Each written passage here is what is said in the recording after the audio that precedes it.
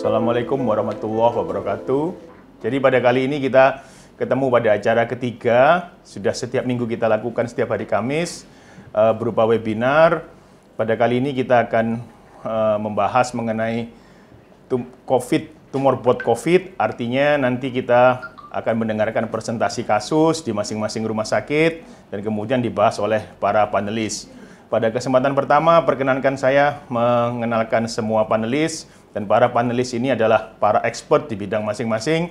Yang pertama, Dr. Bambang Pujo Semedi. Dr. Bambang Pujo Semedi ini adalah konsultan intensif care dan sekaligus beliau adalah kepala unit intensif di Rumah Sakit Dr. Sutomo, Surabaya. Kemudian ada Profesor Usman Hadi, beliau adalah spesialis penyakit dalam, konsultan tropik dan infeksi, sekaligus guru besar FK UNER. Kemudian ada Dr. Subagio Adi, spesialis penyakit dalam, konsultan endokrinologi, metabolik, dan diabetes. Beliau sekaligus kepala departemen penyakit dalam di FK UNER Rumah Sakit Dr. Sutomo. Kemudian berikutnya Dr. Agus Subagio, spesialis jantung dan pembuluh darah konsultan. Beliau sekaligus ketua departemen jantung dan pembuluh darah di FK UNER Rumah Sakit Dr. Sutomo. Jadi beliau-beliau ini merupakan pakar-pakar dan nanti akan dibahas per kasus tuntas secara holistik, dan presentasi akan disampaikan oleh ketiga para pakar juga. Ada Dr. Fajar, dokter spesialis anestesi konsultan kardiovaskuler, kemudian ada Dr. Saki, spesialis penyakit dalam, dan Dr. Isnin, spesialis paru. Mudah-mudahan acara pada kali ini bermanfaat bagi kita semua. Untuk mempersingkat waktu agar acara berjalan lancar dan tepat waktu, mungkin kami mulai acara yang pertama, presentasi kasus dari Dr. Zaki. Beliau adalah dokter penyakit dalam di Rumah Sakit UNER, Rumah Sakit Dr. Sutomo, sekaligus dosen Fakultas Kedokteran Universitas Airlangga. Terima kasih, mudah-mudahan acara berjalan lancar. Monggo Dr. Zaki, silakan. Bismillahirrahmanirrahim. Assalamualaikum warahmatullahi wabarakatuh. Selamat pagi, terima kasih moderator Dr. Brahmana sekaligus Ketua ID Cabang Surabaya, para panelis guru-guru saya yang saya hormati, Prof. Usman, Dr. Subagio Adi, Dr. Agus, dan Dr. Bambang Pujo, serta rekan-rekan sejawat sekalian. Pada kesempatan pagi ini, terima kasih saya diberi kesempatan untuk menyampaikan presentasi kasus, sharing bersama dengan rekan-rekan sejawat sekalian. Untuk menyingkat waktu, saya akan membawakan dua kasus terkait dengan COVID-19 pada pasien diabetes mellitus. Kita mulai kasus yang pertama. Jadi kasus pertama, COVID-19 pada pasien diabetes mellitus. Ilustrasi kasus, nama Tuan X, usia 62 tahun, alamat Surabaya Timur, pekerjaan pensiun. Jadi keluhan utama pasien ini adalah sesak, kemudian sesak nafas sejak 3 hari, memberat 1 hari terakhir. Didapatkan demam tinggi 3 hari terakhir, didapatkan batuk kering 3 hari terakhir, dan dirasakan tenggorokan terasa nyeri. Didapatkan mual dan muntah ataupun diare tidak didapatkan pada pasien ini. Kemudian untuk BAK dalam batas normal, riwayat bepergian di luar daerah, luar negeri maupun kontak positif disangkal. Keseharian pasien hanya di rumah, melaksanakan sholat 5 waktu selalu di masjid. Riwayat penyakit dahulu, pasien menderita diabetes 1 tahun, sempat mengkonsumsi obat metformin dengan dosis 500 mg 2 kali sehari, namun tidak rutin kontrol. Riwayat penyakit paru maupun jantung disangkal. Dari pemeriksaan fisik, didapatkan KU lemah GCS 456 dengan tekanan darah 110/70, nadi 86 kali per menit reguler, respirasi 26 kali per menit dengan saturasi O2 saat itu 90%, suhu 38 derajat Celcius, tem aksila. Dari kepala leher masih dalam batas normal, tidak didapatkan anemi, JVP tidak meningkat. Dari pemeriksaan dada simetris, jantung S1, S2 tunggal dalam batas normal. Dari paru, suara nafas vesikuler, rongki wheezing tidak didapatkan. Abdomen supel dalam batas normal dan ekstremitas tidak didapatkan odema tungkai, akal hangat dan merah. Ini hasil laboratorium yang kami dapatkan pada saat itu tanggal 30 Maret 2020 dengan HB 15,3, leukosit 8,38 atau 8.380, trombosit 195.000, neutrofil 85,6%, limfosit 8,5% dengan neutrofil limfosit ratio 10,07, CRP 81,64 dan GDA acak 264 mg/dl. Saat itu kami lakukan rapid test di UGD dengan hasil rapid test COVID negatif. Ini gambaran radiologi dan EKG pada pasien. Dapatkan infiltrat di perifer hemitoraks sebelah kanan dengan EKG irama sinus 90 kali per menit aksis normal. Sehingga kami assess pasien dengan diabetes mellitus tipe 2 dan pneumonia PDP.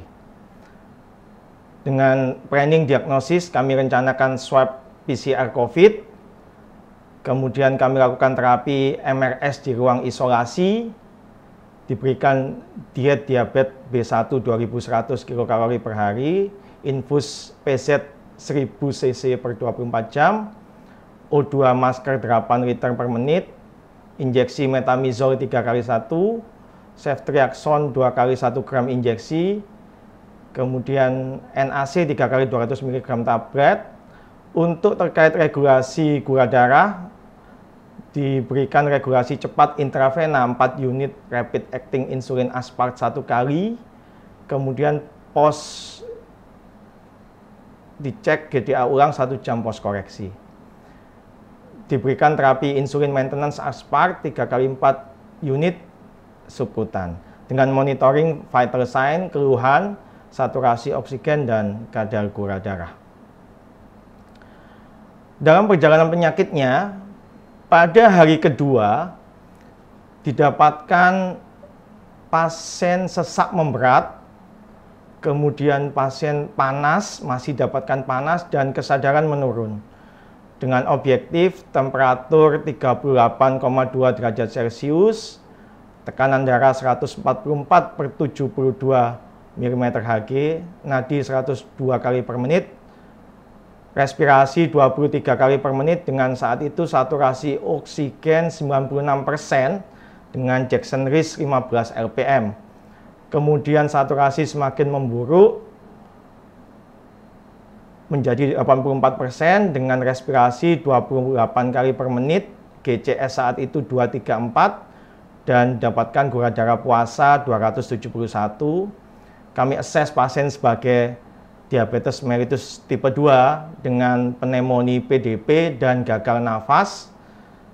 Dan hari itu pasien dilaksanakan swab PCR COVID, dilakukan intubasi, pasien dipindahkan ke ICU isolasi pro ventilator. Untuk insulin dilanjutkan insulin aspart 3x4 unit subkutan, ditambahkan insulin pagi detemir 10 unit subkutan. Untuk terapi lain kami lanjutkan.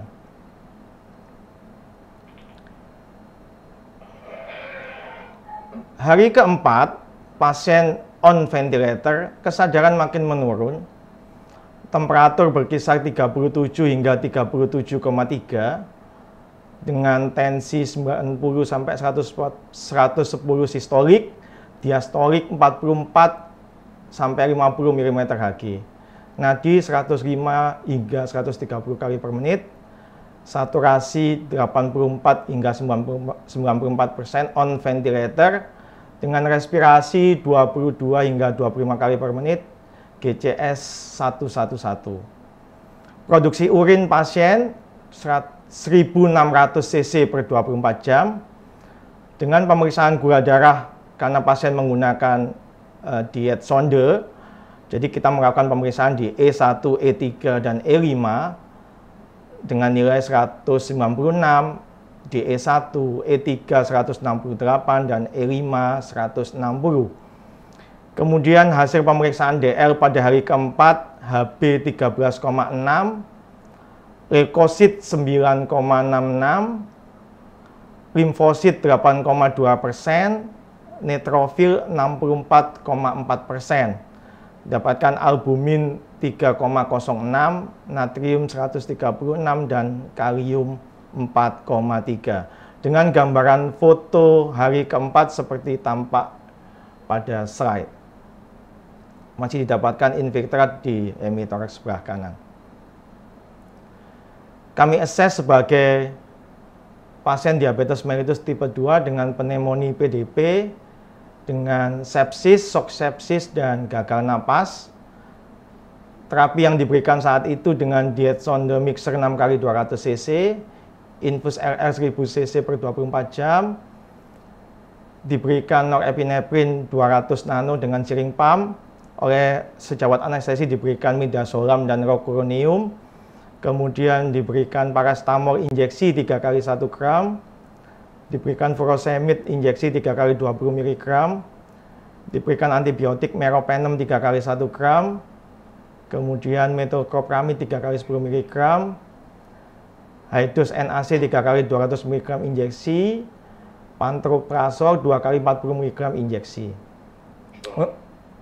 Untuk insulin, diberikan insulin aspart 3 kali 6 unit subkutan di E1, E3, dan E5. Kemudian diberikan insulin detemir 10 unit pagi, ditambahkan sukralfat 3 kali C2 dan kandesartan 16 mg 100 dan amlodipin 10 mg 001. Perjalanan penyakit berikutnya pada hari ke-7, pasien tetap on ventilator, kemudian kesadaran masih tetap GCS 111, didapatkan keluhan berak hitam atau melena. Dari objektif, temperatur 36,8 hingga 37,3 derajat Celcius, tekanan darah 135 sampai 156 untuk sistolik, diastolik 48 hingga 58 mm Hg. Kemudian nadi 72 hingga 90 kali per menit, saturasi on ventilator 92 hingga 94% dengan respirasi 26 kali per menit. Produksi urin cukup baik, 40 sampai 50 ml per jam. Kemudian hasil gula darah di sonde E1, E3, E5 meningkat 261, 268, dan 242. Hasil lab saat itu HB 12,1, leukosit meningkat 22.000, limfosit menurun 2,8%, neutrofil meningkat 94,1%, trombosit 291.000, albumin 3,03, natrium 136, kalium 3,8, kalsium 8. Kemudian hasil kultur sputum saat itu keluar didapatkan terdapat yeast. CRP meningkat 152,51 dan hasil pemeriksaan prokalsitonin keluar 45,16. Dan pada hari ke-7 ini hasil pemeriksaan swab yang dilakukan pada hari kedua telah keluar dengan hasil swab PCR COVID positif dengan gambaran foto toraks seperti tampak pada slide. Kami assess hari ke-7 pasien dengan diabetes mellitus tipe 2 dengan pneumonia confirm COVID-19 dengan sepsis, shock sepsis, dan gagal nafas. Kami lakukan terapi dengan diet sonde mixer 6 kali 250 cc, infus RR 400 per 24 jam, norepinephrine 150 nano, dengan menggunakan dopamin 5 mikro, kemudian paracetamol 3 kali 1 gram, furosemid 3 kali 20 mg, meropenem 3 kali 1 gram, metoclopramid 3 kali 10 mg injeksi, high-dose NAC 3 kali 200 mg injeksi, pantoprazol 2 kali 40 mg injeksi, insulin aspart dosis 3 kali 8 unit subkutan E1, E3, E5, kemudian insulin detemir 10 unit pagi subkutan, diberikan fluconazole 1 kali 200 mg injeksi, metamisol 3 kali 1 gram injeksi, sukralfat 3 kali C2, dan hari ke-7 ini kita mulai pemberian hidroksikloroquine sulfat 2 kali 200 mg tablet, kemudian aluvia tablet 2 kali 2 tablet yang berisi lopinavir dan ritonavir, dan azitromisin 1 kali 500 mg tablet. Perjalanan penyakit berikutnya pada hari ke-10, pasien masih on ventilator tapi terjadi desaturasi pada hari ke-10 dengan temperatur 36,8 hingga 37,3 derajat Celcius dengan tensi sistolik 114 hingga 127, kemudian diastolik 57 hingga 65 mm Hg, nadi 102 hingga 115 kali per menit, saturasi on ventilator saat itu 80 hingga 82%, respirasi 24 kali per menit, produksi urin 1440 per 20 jam, gula darah E1, E3, dan E5 233, 170, dan 179. Saat itu kami juga memeriksakan pemeriksaan D-dimer dengan hasil 9,05 dan pemeriksaan faal hemostasis PPT 14,7 dengan kontrol 12,9, APTT 35,3 dengan kontrol 29,3, INR saat itu 1,2 dengan hasil BGA pH 7,4, PO2 73, PCO2 51,4, HCO3 31,1, AADO2 579,9 dengan base excess 5,4. Sehingga kami assess hari ke-10 dengan diabetes mellitus tipe 2, pneumonia, confirm COVID-19, sepsis di IC, shock sepsis, dan gagal nafas dengan terapi diet sonde mixer 6 kali 250, diberikan dopamin 3 mikrogram, kemudian sandostatin dengan jering pump 25 mikrogram per jam, pantoprazol 2 kali 40 mg, kita berikan heparin 250 unit per jam, diberikan meropenem 3 kali 1 gram, diberikan paracetamol 3 kali 1 gram injeksi, fluconazole 1 kali 200 mg injeksi, kemudian diberikan high-dose NAC 3 kali 200, furosemid 2 kali 200 mg injeksi, pemberian aluvia 2 kali 2 tablet, dan hidroksikloroquine sulfat 2 kali 200 mg, azitromisin 1 kali 500, sedangkan untuk insulin diberikan insulin aspart 3 kali 12 unit subkutan E1, E3, dan E5, serta pemberian detemir 14 unit pagi. Pada hari ke-10 ini kondisi pasien semakin menurun dan kemudian pasien dinyatakan meninggal. Terima kasih, itu untuk kasus yang pertama. Kami lanjutkan kasus yang kedua, COVID-19 pada pasien diabetes mellitus. Ini kasus yang kami temui real di lapangan. Ilustrasi kasus, nama Tuan X, usia 55 tahun, alamat Surabaya Timur dengan pekerjaan swasta. Dengan keluhan utama demam, pasien merasakan demam tinggi 1 minggu terakhir, demam diberi penurun panas, hanya membaik sebentar, kemudian demam muncul kembali. Badan terasa lemas seminggu terakhir sejak demam mulai muncul, didapatkan keluhan mual dan muntah 3 hari terakhir, kemudian pasien merasakan sedikit sesak 1 hari terakhir. Keluhan batuk, pilek, ataupun nyeri tenggorokan tidak didapatkan, BAK dan BAB dalam batas normal. Riwayat bepergian luar daerah, luar negeri maupun kontak positif disangkal. Riwayat penyakit dahulu, pasien merupakan penderita diabetes mellitus sejak 3 tahun terakhir, kontrol rutin di poli penyakit dalam Rumah Sakit UNER dengan terapi Glimepiride 4 mg 100, kemudian insulin glisin 3x4 unit subkutan, kemudian long acting insulin Detemir 1x16 unit subkutan malam hari, kemudian simvastatin 0020 mg dan gabapentin 1x100 mg. Riwayat penyakit paru dan jantung disangkal. Dari pemeriksaan fisik didapatkan KU lemah, GCS 456, tekanan darah 146/82, dengan nadi 86 kali per menit reguler, respirasi agak meningkat 24 kali per menit dengan suhu 37,6 derajat Celcius, saturasi oksigen saat itu 97%. Dari kepala leher tidak didapatkan anemi, lain-lain dalam batas normal, JVP tidak meningkat, dada simetris, pemeriksaan jantung S1, S2 tunggal dalam batas normal.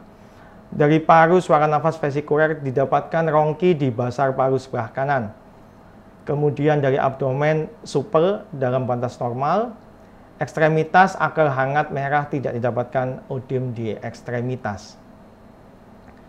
Ini hasil laboratorium yang kami dapatkan pada saat itu tanggal 29 Maret 2020 dengan HB 13,2 gram per desiliter, leukosit 5.200, trombosit 141.000, kemudian neutrofil 67,7%, dengan limfosit 21,5%, dengan neutrofil limfosit ratio 3,14.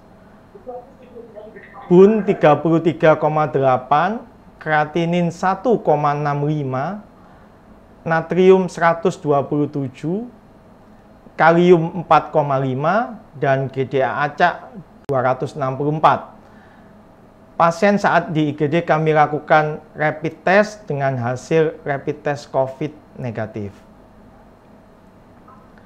Gambaran foto terlampir tanggal 29 bulan 3 2020. Tampak infiltrat di perifer parakardial kanan dan parakardial kanan, kesimpulan kesan suatu pneumonia. Kami diagnosis kerja saat itu sebagai diabetes mellitus tipe 2 dengan pneumonia PDP dan hiponatremi. Kami rencanakan pasien dengan pemeriksaan swab PCR COVID. Kami terapi MRS di ruang isolasi dengan diet DMB1 2100, infus PZ 1000 cc per 24 jam, dengan O2 nasal 3 rpm, kemudian parastamol tablet 3 kali 500 mg, ceftriaxone 2 kali 1 gram injeksi, omeprazol injeksi 2 kali 40 mg, kemudian ondansetron 3 kali 4 mg injeksi, dan kami berikan regulasi cepat intravena 4 unit rapid acting insulin. OAD sementara kami stop, dan insulin dilanjutkan insulin glisin 3 kali 4 unit subkutan dan insulin Detemir 16 unit subkutan malam hari. Dengan monitoring vital sign, keluhan, saturasi oksigen, dan kadar gula darah. Perjalanan penyakit pada hari kedua, demam berkurang, sesak juga berkurang, makan dan minum cukup baik, temperatur 36,8 derajat Celcius, dengan tekanan darah 135/85, nadi 80 kali per menit, saturasi oksigen saat itu 98% dengan O2 nasal 3 liter per menit, gula darah 2 jam PP pagi 236, kami assess sebagai diabetes mellitus tipe 2 dengan pneumonia PDP dan hiponatremi. Pada hari kedua kami lakukan pemeriksaan PCR swab COVID, kemudian untuk insulin kami lanjutkan insulin glisin 3 kali 8 unit, kami naikkan dosis. Kemudian insulin Detemir 16 unit malam kami lanjutkan. Kemudian pada hari keempat, demam dan sesak tidak ada, kemudian makan minum cukup bagus, dengan temperatur 36 derajat Celcius, saturasi oksigen saat itu 98% tanpa oksigen tambahan, gula darah puasa agak meningkat 294, 2 jam PP 282 dengan natrium 134, kami assess sebagai diabetes mellitus tipe 2 dengan pneumonia PDP dan hiponatremi yang sudah teratasi. Insulin detemir malam kami naikkan dosis menjadi 20 unit, sedangkan insulin glisin dengan dosis 3 kali 10 unit subkutan.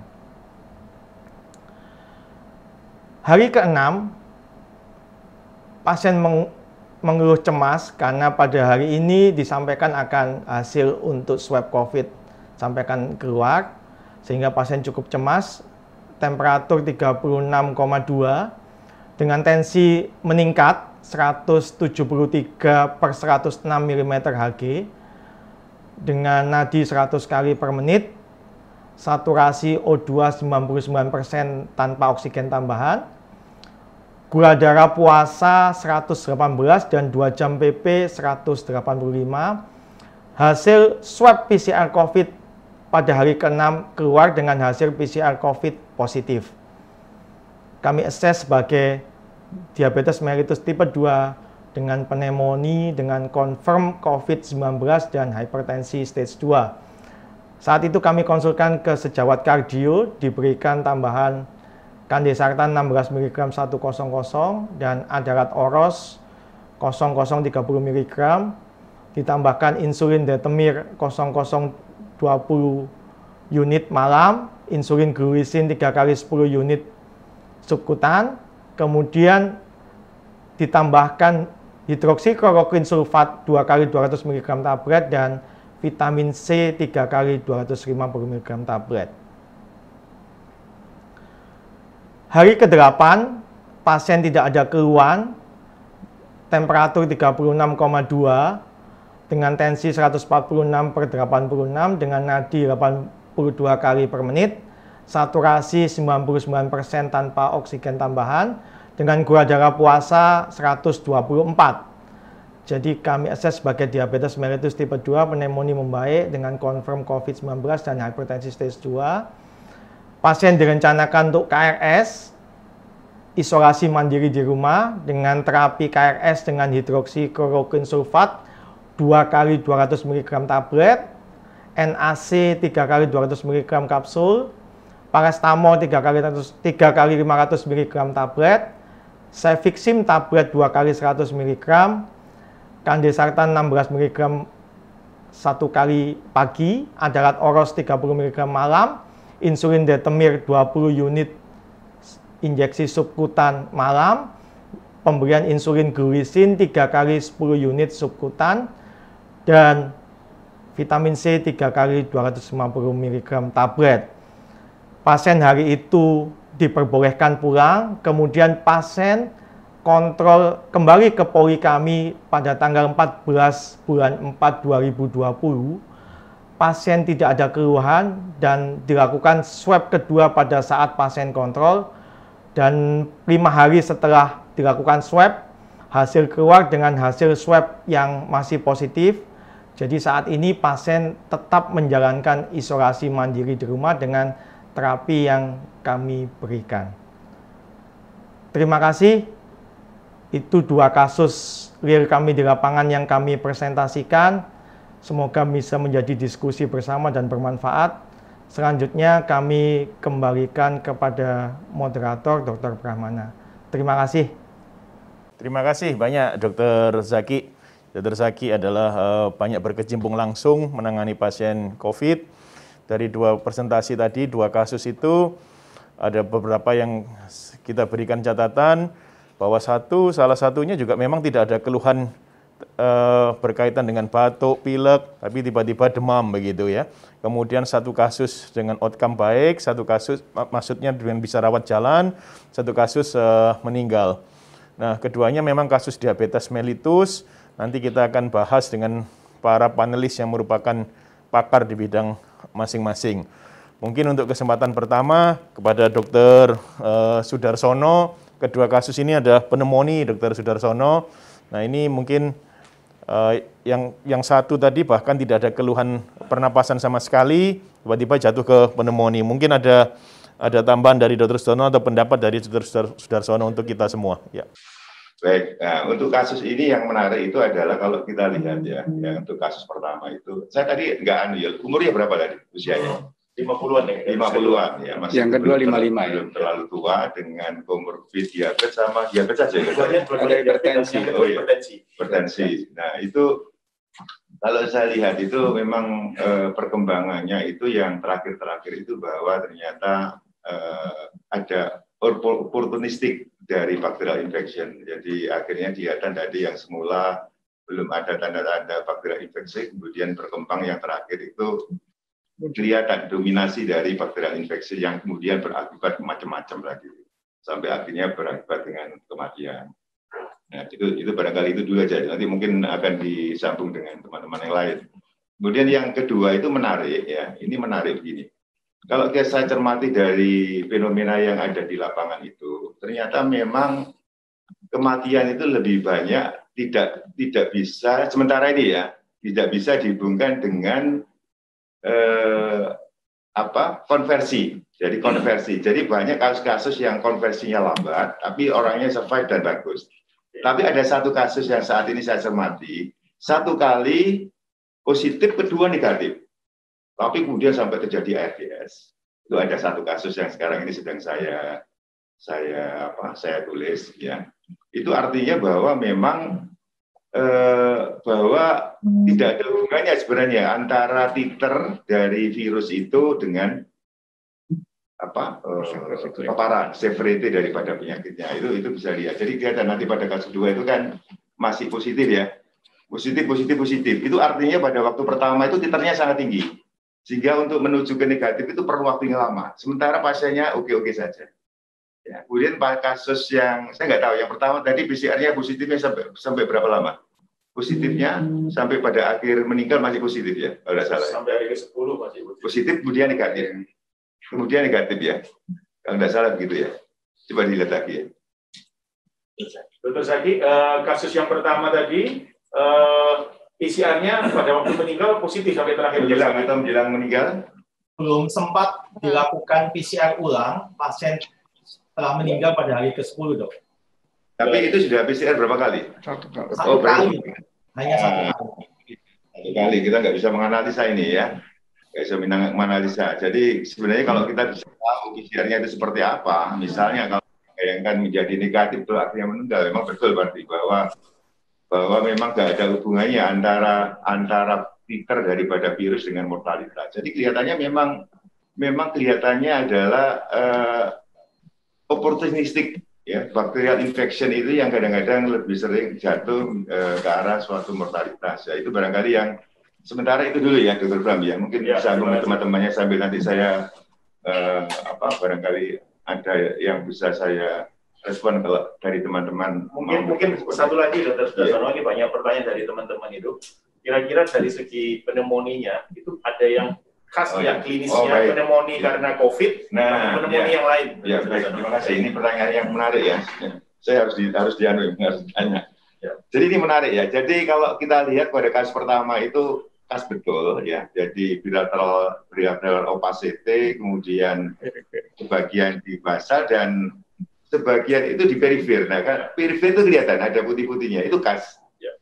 Kadang-kadang berupa suatu nodul atau mungkin opacity tapi yang ada di bagian perifer baik kanan atau kiri itu khas. Nah, ini yang menarik itu adalah bahwa kalau lihat di kasus kedua itu pada waktu foto pertama itu tidak seberapa kelihatan kalau salah ya tadi ya. Ya, tapi kemudian pada berikutnya nampak ada opacity bilateral ya yang kemudian mungkin saya agak lupa tadi fotonya seperti apa.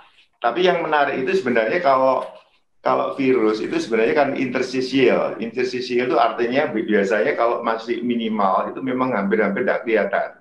Tapi begitu confluent ya atau mungkin ditambah dengan suatu opportunistic bakterial, maka menjadi jadi memang gambaran foto itu memang sangat sulit, kecuali untuk kasus pertama atau kasus kedua pada foto yang kedua itu gas. Tapi kalau pada foto-foto yang seperti kasus kedua tadi nggak kelihatan, dan ini menjadi menarik ya, ini yang sempat ramai di luar, ini COVID atau bukan. Nah, kalau seperti itu maka faktor risiko itu adalah penting. Faktor risiko. Jadi kalau dulu SARS atau MERS itu fotonya ya nggak beda dengan infeksi-infeksi lain. Kalau SARS apa yang paling buruk sudah setiap gambaran kayak apapun langsung kita mikirnya ke flu burung.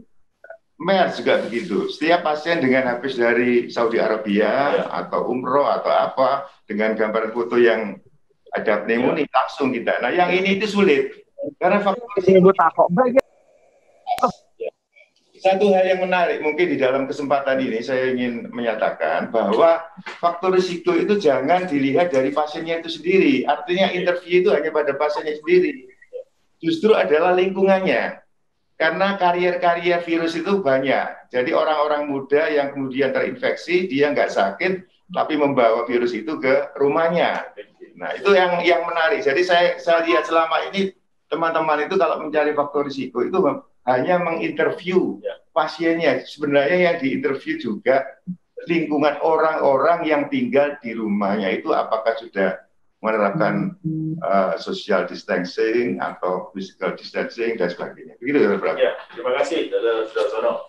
Nah, ini kita menginjak pada panelis kedua, Profesor Dr. Usman Hadi. Beliau adalah spesialis penyakit dalam, konsultan tropik dan infeksi, dan guru besar Fakultas Kedokteran UNER. Ada pendapat, Prof? Monggo.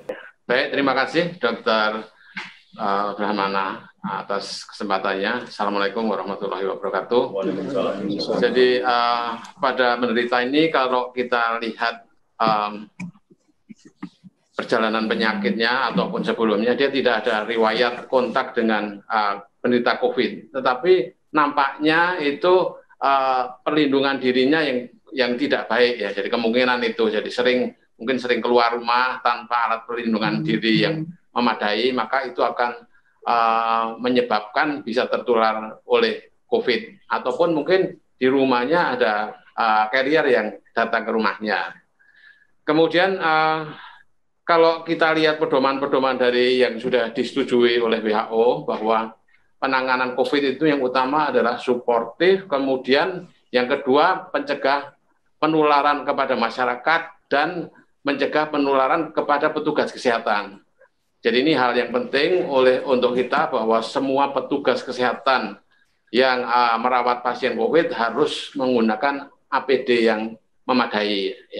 Jadi itu agar kita juga mencegah terjadinya penularan ke petugas kesehatan. Kemudian mengenai kasusnya sendiri bahwa kalau pada penderita ini kita lihat tadi ada pemberian antibiotik meropenem yang pertama ya.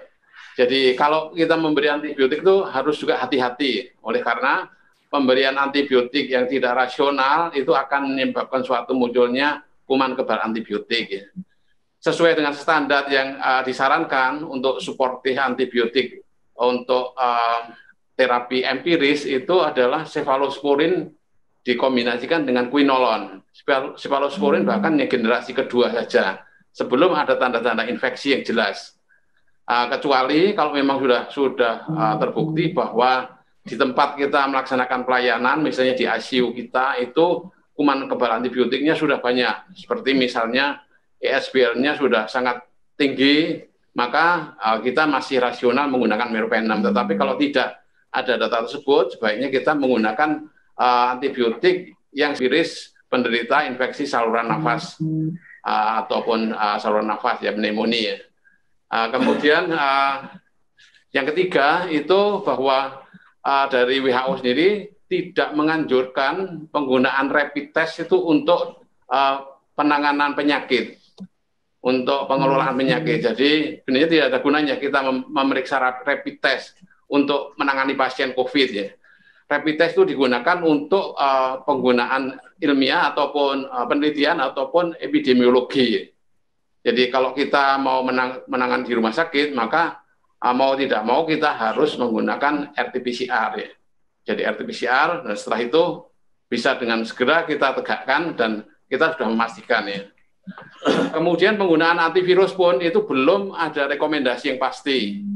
Seperti lihat pada pasien yang pertama, walaupun diberi antivirus pun juga tidak ada perbaikan. Itu menunjukkan bahwa rekomendasi secara internasional memang belum ada antivirus yang bisa direkomendasikan untuk COVID ya. Demikian mungkin sementara komentar. Terima kasih Prof. Usman.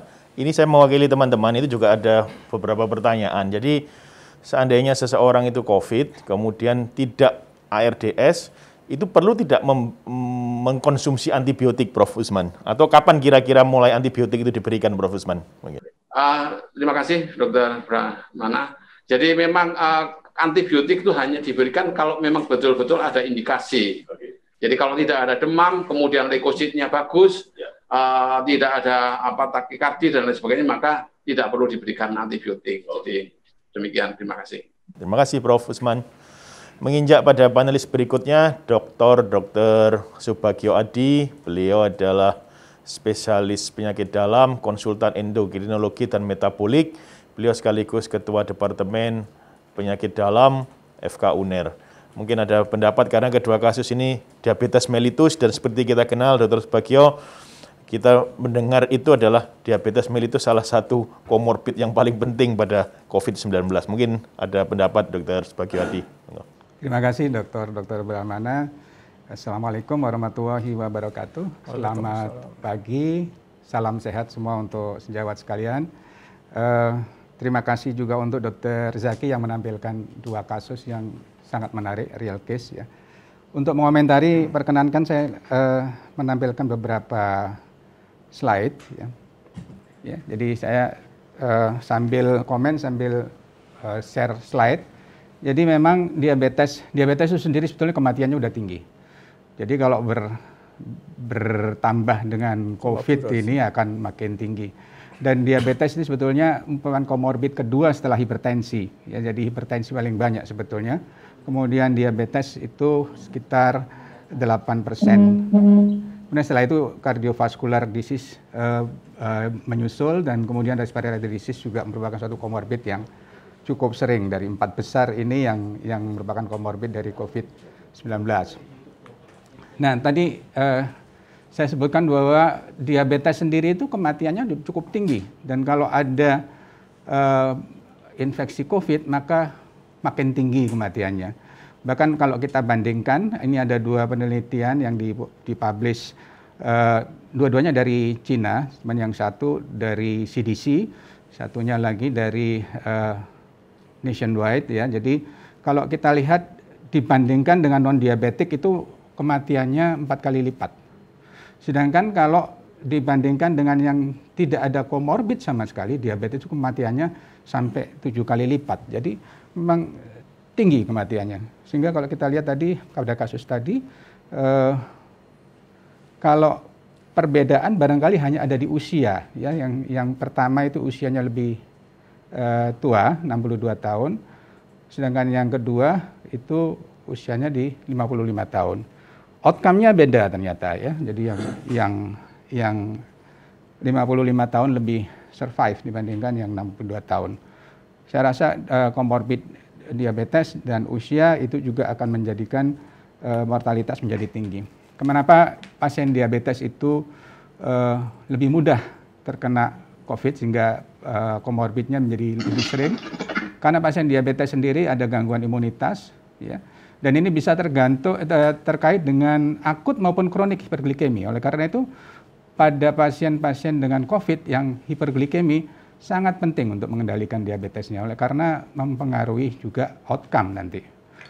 Dan kemudian juga diabetes itu sendiri berkaitan dengan adanya produksi yang meningkat dari sitokin antara lain interleukin 6, dan kita tahu COVID sendiri juga merupakan satu kondisi didapatkan badai sitokin, sehingga menjadi lingkaran setan. Interleukin 6 itu akan menyebabkan kacaunya kadar gula darah pada penderita diabetes, sedangkan COVID itu sendiri akan meningkatkan interleukin 6. Ini yang menjadikan kenapa pasien-pasien diabetes itu sulit dikendalikan pada saat mereka menderita COVID. Yang pertama adalah karena ada gangguan GI tract, kemudian dietnya juga kacau.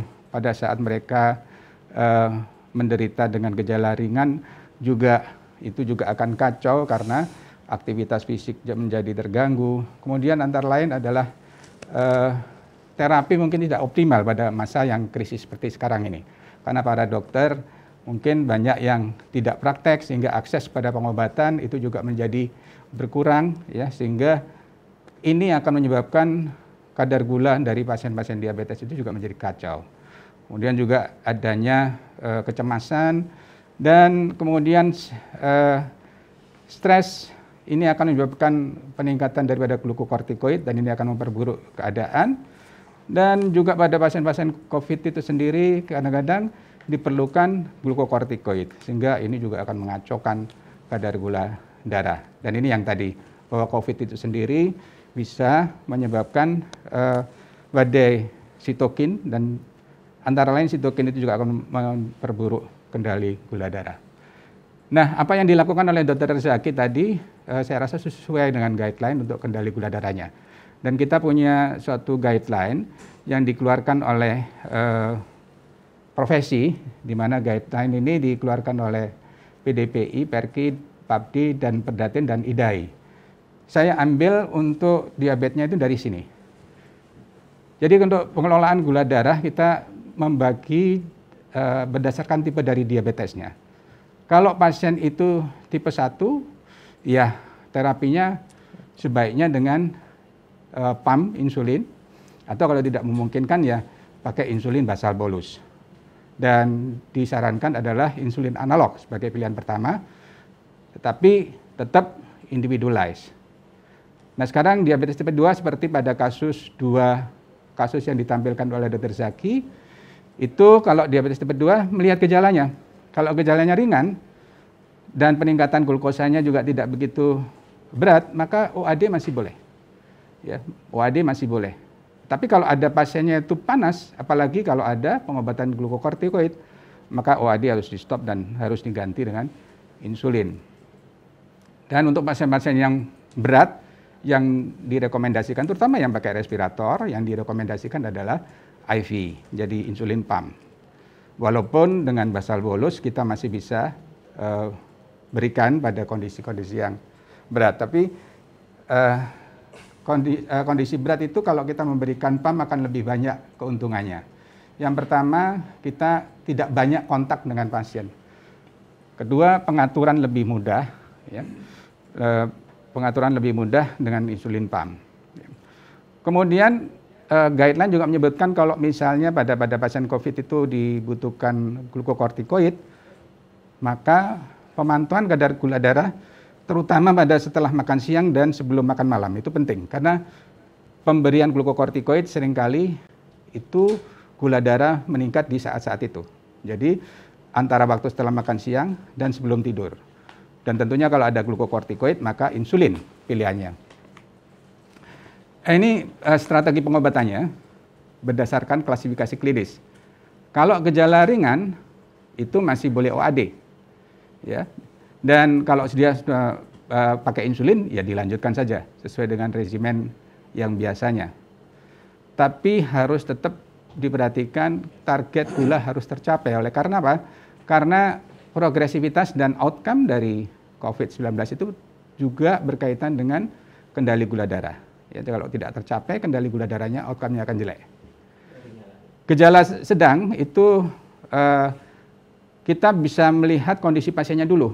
Kalau makannya tidak teratur, kadar gulanya juga tidak teratur, tidak terkontrol, maka tentunya insulin yang paling baik. Basal bolus atau kebanyakan para praktisi menganjurkan kalau bisa pakai basal saja, pilih basal. Karena apa? Kontak terhadap pasien itu bisa kita kurangi. Jadi kita hanya sekali saja memberikan basal. Tapi kalau tidak, terpaksa juga harus basal bolus. Kemudian OAD kalau bisa diganti dengan insulin untuk gejala yang gejala yang nyata dan pasiennya tidak bisa makan secara teratur.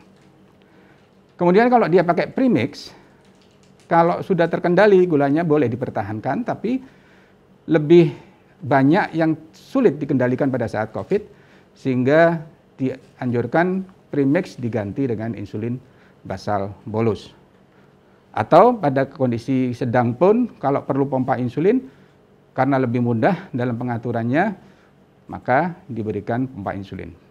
Kalau berat dan kritis, maka sebetulnya pilihan utama adalah IV insulin dengan pump, ya, dengan insulin pump. Dan pada pasien dengan dialisis hati-hati, karena pengaturan gula darahnya akan lebih sulit. Prinsip jangan sampai hipo. Ya, jadi fluktuasi gulanya pada mereka yang mendapatkan continuous renal replacement therapy atau dialisis, itu kita harus benar-benar menghitung gula dan insulin dalam kebutuhannya. Tetap insulin pump itu lebih predictable, lebih mudah dilaksanakan karena kita bisa mudah mengatur dari gula darahnya. Nah, untuk yang pakai glukokortikoid itu tadi disarankan untuk basal insulin. Kemudian selama pakai insulin dianjurkan memonitor gula darah itu ada di 7 titik. Kalau memungkinkan, 7 titik itu adalah sebelum makan pagi, sesudah makan pagi, sebelum makan siang, sesudah makan siang, sebelum makan malam, sesudah makan malam, dan jam 3 pagi. Jadi ada 7 titik. Tetapi pada insulin pump, sebetulnya guideline-nya adalah tiap 1 atau 2 jam. Tetapi kalau misalnya kita bisa memodifikasi, lebih jarang kontak dengan pasien, bisa dilakukan tiap 3 jam. Ini adalah targetnya. Ya, target yang ditetapkan oleh expert recommendation yang dibuat di Journal of Clinical Internal Medicine tahun 2020 ini, tergantung kondisinya. Makin berat kondisinya, targetnya makin loose, makin tinggi gula darah yang menjadi target. Tapi kalau kondisinya baik, maka makin ketat. Jadi ini adalah kalau yang pasien dengan mild atau moderate, ringan atau sedang, maka gula darah puasa atau preprandial itu 80 sampai 110, sedangkan postprandial 110 sampai 140. Tetapi kalau gejalanya sedang atau ada elderly, maka lebih loose, jadi lebih tinggi targetnya 110, 140, 140, 180 untuk yang postprandial. Sedangkan kalau kritis, biasanya kita pakai ini, 140, 180. Dan yang penting adalah jangan sampai hipoglikemi. Ya, jadi kita harus melakukan monitor yang cukup baik, karena outcome-nya juga lebih jelek kalau pasien itu akan mengalami hipoglikemi. Dan ini adalah OAD. Jadi seperti yang kasus yang kedua tadi, mungkin kalau pulang dan bisa kita switch dengan OAD, kita pertimbangkan OAD. Cuman di sini ada beberapa hal yang perlu diperhatikan. Metformin itu sebetulnya kalau kondisi ringan tidak ada masalah, tetapi begitu ada gangguan pernafasan disarankan tidak pakai metformin karena kita takut pada lactic acidosis karena kekurangan oksigen. Dan kalau ada gangguan GI juga jangan. Kemudian untuk insulin sekretagogue kita berikan tergantung kalau ada gangguan gula darah puasa dan postprandial, maka kita pakai yang long acting. Alpha glukosidase inhibitor boleh kalau ada kesulitan mengontrol gula darah postprandial. TCD ini hanya digunakan kalau pakai glukokortikoid, karena sulit kalau kita mengendalikan dengan sekretagogue, dengan metformin. TCD akan bisa membantu di sini kalau kita memakai glukokortikoid. Dan tolong diperhatikan juga kontraindikasinya pada heart failure ya. DPP-4 inhibitor ini tidak direkomendasikan karena dia berkaitan dengan peningkatan risiko upper respiratory tract infection.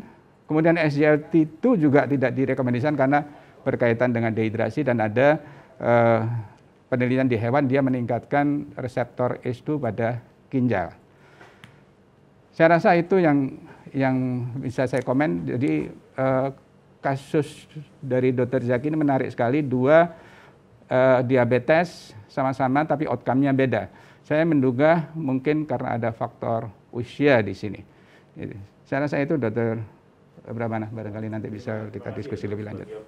Kalau riwayat terkontrol atau tidaknya diabetes kira-kira pengaruh ya Dr. Subagio ya. Jadi artinya yang terkontrol itu risknya lebih ringan daripada yang tidak terkontrol. Ya, terima kasih Dr. Subagio Adi. Berikutnya panelis berikutnya Dr. Agus Subagio, spesialis jantung dan pembuluh darah konsultan. Beliau sekaligus Kepala Departemen Kardiologi FK UNER. Mungkin ada pendapatnya Dr. Agus, monggo silakan. Terima kasih moderator Dr. Brahmana. Assalamualaikum warahmatullahi wabarakatuh. Sahabat sekalian. Tadi ada komorbid yang paling banyak ditunjukkan oleh Dr. Subagio Adi tadi. Nomor 1 adalah hipertensi. Dan pengalaman yang kita alami di Sutomo, pasien-pasien hipertensi memang sesuai dengan apa yang disampaikan di jurnal-jurnal, cukup banyak. Jadi komorbid hipertensi ini perlu menjadi perhatian kita. Bagaimana kita melakukan manajemen pasien-pasien hipertensi? Kita tahu bahwa entry dari virus ini adalah reseptornya di S2. Sedangkan kalau digunakan obat-obat ACE inhibitor maupun ARB, maka bisa terjadi upregulasi daripada S2-nya. Dan itu secara teori akan memudahkan virus untuk masuk ke sel. Tapi secara riset masih belum ada bukti yang kuat bahwa penggunaan ACE ini merugikan. Jadi prinsip untuk penanganan ini kalau memang sudah kronik digunakan, lama digunakan untuk maintenance kendali hipertensinya, maka walaupun terkena COVID-19 masih dianjurkan untuk dilanjutkan.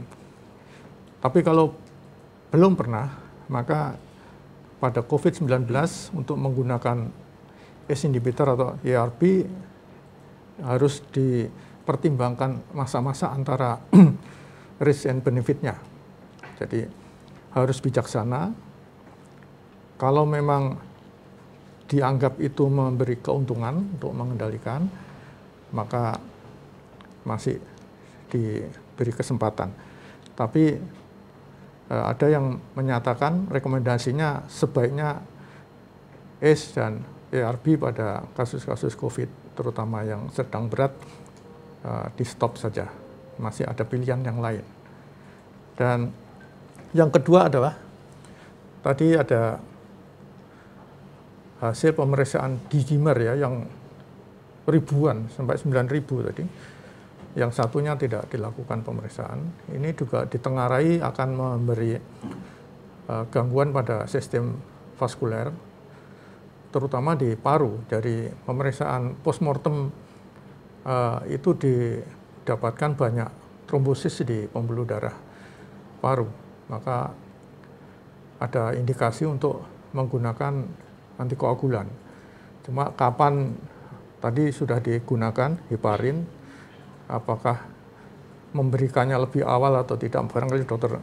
Pujo yang di ICU ini bisa memberi paparan pengalamannya yang cukup banyak, karena kejadiannya sering kita dapatkan selama perawatan ada gagal jantung kanan yang diduga karena ada acute embolism di mikrovaskuler di paru sehingga jantung kanannya menjadi failure.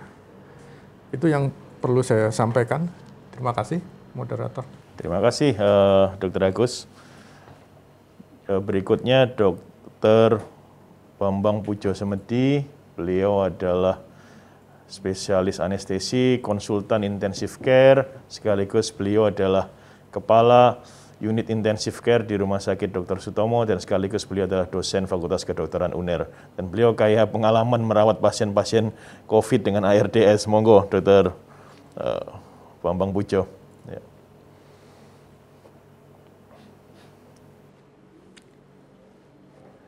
Saya coba untuk membahas dari sisi critical care ya. Ini critical care view ya. Untuk kasus yang pertama, saya akan fokus pada masalah oksigenasi. Pada pasien ini awal tadi SpO2-nya itu 90%. ini berapapun FiO2 yang diberikan ini sudah termasuk kasus berat saya kira. Jadi ini yang kita harus hati-hati bahwa pada kasus-kasus seperti ini maka monitoring kita harus lebih ketat. Kemudian tadi pada saat akhirnya diintubasi, pasien itu saturasinya 84, respiration rate-nya 28. Kemudian sudah menggunakan Jackson Risk yang artinya FiO2-nya itu hampir 100%. Nah ini yang patut kita perhatikan ya pada kasus-kasus COVID ya. Itu RR-nya itu kadang-kadang tidak sesuai dengan derajat hipoksemianya. Jadi orang itu kalau normal begitu kira-kira RR-nya itu sudah 40 kali per menit. Orang ini masih di bawah 30 kali per menit. Kalau kita berpatokan pada respiration rate, maka kita akan lead. Kenapa? Kita harus menginterpretasi dua hal pada kasus ini. Yang pertama, apakah rate yang tidak compensated, dalam arti seperti kalau di kardiak dok itu ada relatif bradikardi, orang yang harusnya takikardi tapi dia nadinya di bawah 100. Ini juga begitu. Itu ada dua, kemungkinan suatu fatigue, orang ini sudah mulai capek. Yang kedua itu ada teori neurotropism. Jadi orang-orang COVID itu karena pengaruh ACE yang ada di sistem sarafnya, maka dia kelihatan tidak mengeluh sesak. Nah dalam kondisi ini kita harus menganggap ini adalah kondisi yang jelek. Jadi kita harus assume the worst scenario dalam kondisi ini, sehingga jangan ditunda lagi untuk dilakukan intervensi yang lebih agresif. Yang ketiga, pasien ini sudah late stage. Ya. Itu kalau kita bicara tentang gambaran ARDS-nya, dia sudah masuk fenotip age gitu ya. Ya dia sudah ARDS-nya sudah berat dan ini menjadi situasi yang sulit. Kalau sudah di ICU ini yang sulit. Kadang-kadang sudah ini nggak sampai 2-3 hari selesai pasien seperti ini. Ya, ini masih 4 hari gitu. Kemudian yang penting lagi dalam perawatan di ICU itu adalah fluid management. Ya, karena itu kita di sini perlu monitoring yang ketat ya, tentang keseimbangan cairannya. Ya, inputnya berapa, outputnya berapa. Jangan sampai orang ini kekurangan cairan, tapi jangan sampai dia overload. Oleh karena itu cumulative fluid balance itu perlu sangat kita perhatikan dalam perawatan pasien-pasien COVID yang di ICU. Tadi dikatakan Dr. Agus juga, assessment risiko dari venous thromboembolism ya, dan profilaktik venous thromboembolism. Kenapa? Pada pasien ini D-dimernya sudah sangat tinggi, nih, sudah 9 mikrogram per liter. Ya. Batasannya dalam nanogram itu biasanya kira kurang dari 1000 dok ya. Kalau ini sudah lebih dari 2000, lebih dari 3000 ini sudah sangat tinggi risikonya untuk terjadi embolisme. Kemudian prognosis ya. Jadi prognosis itu bisa kalau bisa kita mempunyai scoring ya sehingga pada saat scoring itu tinggi maka kita harus sudah memberikan penjelasan pada pasiennya. Kemudian dilihat progresivitas limfositnya juga begitu. Nah, kemudian tadi sudah disampaikan Dr. Subagio dalam kondisi kritis mungkin IV insulin itu lebih baik dan lebih smooth ya untuk mengatur gula darahnya. Karena kalau tadi diberikan subkutan orang yang vasokonstriksi mungkin penyerapannya juga kurang baik sehingga gejolak gula darahnya akan sulit diatasi dan ini sangat berkaitan dengan mortality dari pasien. Nah kita lihat perbedaannya ini ya. Kalau kita lihat derajat hipoksianya, ya, pasien ini sudah mendapat oksigen cukup tinggi. Pada kasus kedua, ya, itu ringan. Ya, dia dengan oksigen 98 gitu ya, oke lah. Tapi yang kasus kedua itu sudah masuk yang berat. Kalau kita lihat ini ada shunt yang berat ya. Ini kita lihat shunt. Ya. Jadi kalau kasus yang berat itu shunt unitnya itu sangat tinggi sehingga kenapa yang kita lihat ini yang garis kuning ini sisa paru-paru yang teraerasi itu menjadi sangat sedikit gitu. Sementara yang ringan ini kita lihat paru-paru yang sakit itu cuma 15%, sementara yang ini kita lihat sampai lebih dari 30%. Jadi yang paru yang terkena itu pasti sudah sangat tinggi. Nah, kemudian ini kita harus melihat respiratory drive. Respiratory drive itu adalah usaha nafas dari pasien. Itu sangat penting, harus kita perhatikan. Kenapa? Ini adalah gambaran perkembangan dari progresivitas hipoksemia pada pasien-pasien COVID. Yang pertama, pada saat dia masih kondisinya paru-paru yang putih itu masih sedikit, maka dia pasti akan kelihatan work of breathing-nya itu tinggi, tidal volume-nya tinggi, ya. Kalau Dr. Arif Bahtiar itu bilang minute volume-nya itu tajam gitu ya, kelihatannya, usaha nafasnya itu tajam, walaupun rate-nya kadang-kadang masih di bawah. Nah itu sendiri, itu sebenarnya adalah satu faktor yang bisa memperburuk kalau kita tidak lihat. Kenapa? Karena ada yang namanya stress and strain, itu kalau orang nafasnya tajam-tajam begitu, negatif pressure-nya tinggi, itu bisa memicu terjadinya injury pada parunya itu sendiri. Sementara yang kasus kedua, dia sudah masuk di sini sebenarnya. Kenapa? Respiration rate-nya walaupun belum kelihatan, tapi dia sudah menunjukkan gagal nafas yang berat dan dia butuh mechanical support. Ini yang penting ada neurotropism pada SARS-CoV-2 ini. Jadi orang-orang itu kadang-kadang ditanyai sesek enggak, ya enggak sesek gitu ya, tapi nafasnya tajam sudah. Nafasnya sudah tajam. Mungkin itu yang bisa saya sampaikan, dokter. Ya, terima kasih Dr. Bambang Pujo. Saya mungkin ingin bertanya mewakili teman-teman ke Dr. Bambang Pujo. Setelah banyaknya demikian kasus yang dirawat di intensive care, kesan klinis Dr. Pujo sendiri pada mereka yang pasien-pasien diberikan ventilator, pneumonia akibat COVID dan pneumonia non-COVID, kira-kira ada perbedaan enggak menurut Dr. Pujo, pandangan klinis Dr. Pujo berdasarkan pengalaman ini? Sangat berbeda, Dr. Bram. Jadi awal-awal saya kita merawat pasien COVID itu agak frustasi juga sama Dr. Sudarsono. Frustasi. Orang diventilasi, minute volumenya udah besar, PCO2-nya itu tinggi terus gitu ya. Gimana ini cara ngatasinya? Ternyata kemudian setelah kita melihat patofisiologinya, maka kemudian kita tahu bahwa ada hal-hal yang mungkin memang berbeda pada pasien COVID. Termasuk ARDS-nya itu dikatakan tidak seperti ARDS klasik, tapi ini lebih pada ARDS yang khas pada COVID. Boleh dikatakan lebih severe atau enggak? Iya, lebih sulit untuk kita atasi kalau dia sudah masuk ke gagal nafas yang berat. Jadi justru langkah-langkah yang kita lakukan itu kalau bisa sebelum dia jelek itu kita potong di situ. Itu yang kemudian mungkin menjadi concern kita ya. Karena apa? Kita tahu bahwa ICU itu sangat terbatas.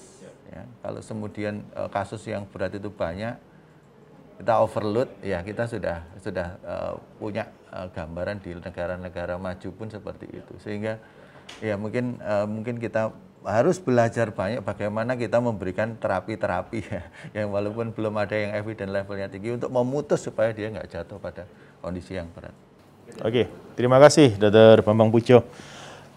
Berakhirnya diskusi dari panelis, maka berakhir sesi pertama presentasi kasus dari Dr. Zaki, spesialis penyakit dalam. Saya ucapkan terima kasih banyak dan apresiasi untuk Dr. Zaki atas presentasi kasusnya. Mudah-mudahan diskusi pada sesi pertama ini bermanfaat bagi kita semua dalam memberikan pemahaman dan sekaligus kita memberikan praktek klinis pada pasien-pasien COVID. Sekali lagi terima kasih Dr. Zaki dan apresiasi setinggi-tingginya.